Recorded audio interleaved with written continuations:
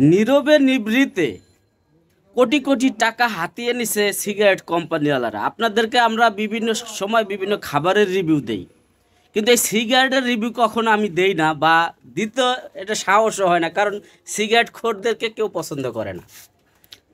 তারপর একটা জিনিস আমার বলতে হয় যে এই যে সিগারেট কোম্পানিওয়ালারা হঠাৎ করে প্রত্যেক বছরে দেখি যে জানুয়ারি ফেব্রুয়ারির পর থেকেই তারা বিভিন্ন সিগারেট স্টক করে রাখে এবং বিভিন্ন দোকানে সেগুলো বেশি দামে, বেশি চড়া দামে বিক্রি করে।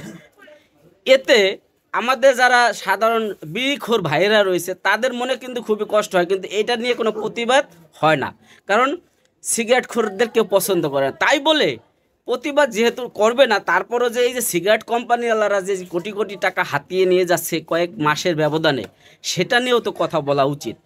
কারণ মানে দুর্নীতির একটা সীমা থাকা উচিত, কি বলেন?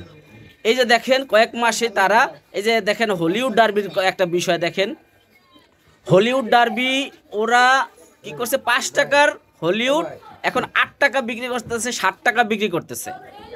তাইলে যদি একটা প্যাকেটের সিগারেটের দাম কত টাকা বৃদ্ধি পাইলে, যে একটা সিগারেটের দাম সাথে সাথে 2 টাকা বৃদ্ধি পায় বা 1 টাকা বৃদ্ধি পায়, তাহলে কি পরিমাণ মানে দুর্নীতি চলতেছে, এই বিষয়টা আসলে দেখার দায়িত্ব কাদের? বাংলাদেশের মধ্যে সিগারেট খোর একটা জাতি আছে যারা এই দেশে, এটা একটা বিশেষ অংশ, কিন্তু ওই যে পকেটের টাকাগুলো হাতিয়ে নিয়েছে, যারা সিগারেট খায় তারা নাইলে দোষী, ঠিক আছে, কিন্তু সিগারেট কোম্পানি কিন্তু বন্ধ হচ্ছে না, তারা প্রতিদিনেই তারা কোটি কোটি টাকা কিন্তু কামিয়ে নিচ্ছে।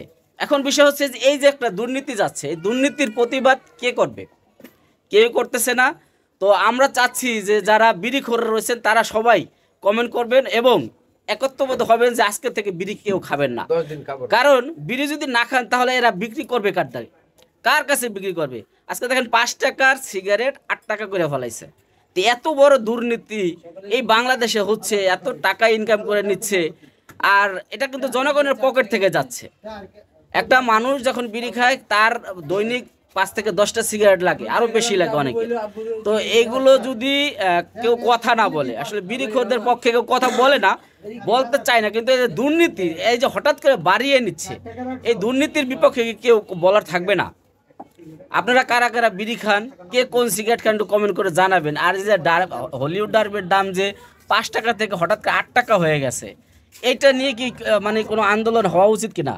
আমার মতে কি জানেন, যারা ওই যে এসআর রয়েছে এরা কি করে, কোম্পানি থেকে সিগারেট আনার পর তারা এই যে একটা সময় আসে মানুষের একটা বিভ্রান্তি সৃষ্টি করে, তারা সিগারেট স্টক করে রাখে এবং বিভিন্ন কোম্পানির সিগারেটগুলা বিভিন্ন ওই যে মানুষ রয়েছে যারা অনেক কোটি কোটি টাকার সিগারেট এটা স্টক করে থুয়ে দেয়। এরপরে যখন সিগারেটের ক্রাইসিস আসে তখন তারা ওইটা বিভিন্ন পাইকারি দোকানে বেশি টাকা বিক্রি করে কোটি কোটি টাকা হাতিয়ে নিচ্ছে। এখন আপনারা যারা সিগারেট খোর রয়েছেন আপনারা কমেন্ট করে জানাবেন এবং ভিডিওটি শেয়ার করে দেবেন, এবং এটা নিয়ে প্রতিবাদ কিন্তু গড়ে তুলতেই হবে। আমিও চাই আপনাদের এই প্রতিবাদ করা উচিত।